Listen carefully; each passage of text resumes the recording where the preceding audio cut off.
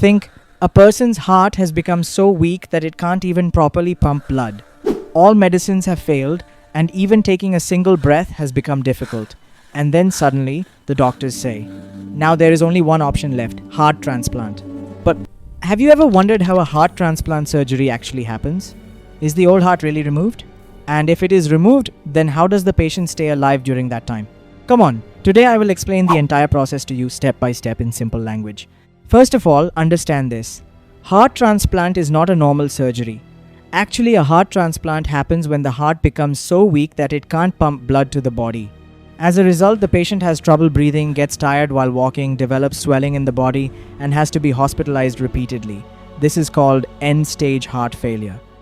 Coming back from this stage is almost impossible without a heart transplant surgery. For a heart transplant, a matching donor heart is required. Now the question is, where does this donated heart come from?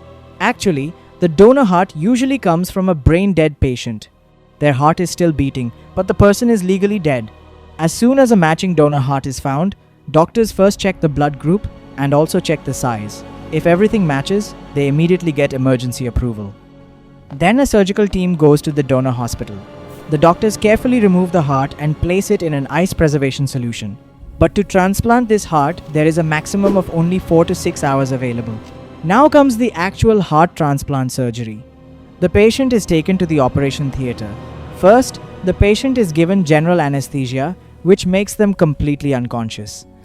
Then doctors make a vertical cut in the center of the chest. The breastbone, also called the sternum, is carefully opened so that the heart can be accessed. Now comes the most important step. When the doctors temporarily stop the patient's heart, you must be thinking, who circulates the blood then? This is where the heart-lung machine is used. This machine temporarily does the work of the heart and lungs. It oxygenates the blood and pumps it throughout the entire body. Thanks to this machine, the surgery becomes safely possible. Now the doctors carefully disconnect the patient's weak heart from the major blood vessels. Usually in heart transplant surgery, the entire heart is not removed. Instead, the back portion of the heart, called the atria, is left so that connecting the new heart becomes easier. This step is very precise. Even a small mistake can be dangerous. Now the donor heart is safely placed into the patient's chest. Then the doctors carefully connect the major blood vessels to the heart and seal them with sutures, while also restoring the blood flow. Then comes the most emotional moment. As soon as the blood flow is given in many cases, the new heart starts beating on its own. If it doesn't start immediately, a mild electric shock is given to make the heart beat normal. Now, when the new heart starts pumping properly, the doctors gradually remove the patient from the heart-lung machine. And if everything is stable, the chest bone is closed with wires and the skin is stitched. The surgery lasts approximately 4 to 8 hours. Then the patient is shifted to the ICU. The biggest risk now is organ rejection, because the body naturally considers the new heart as a foreign object. That's why the patient has to take immunosuppressant medicines for life, so that the body does not reject the heart. During the recovery period, the patient has to maintain regular blood tests, biopsy checks, a strict medication schedule, and a healthy lifestyle.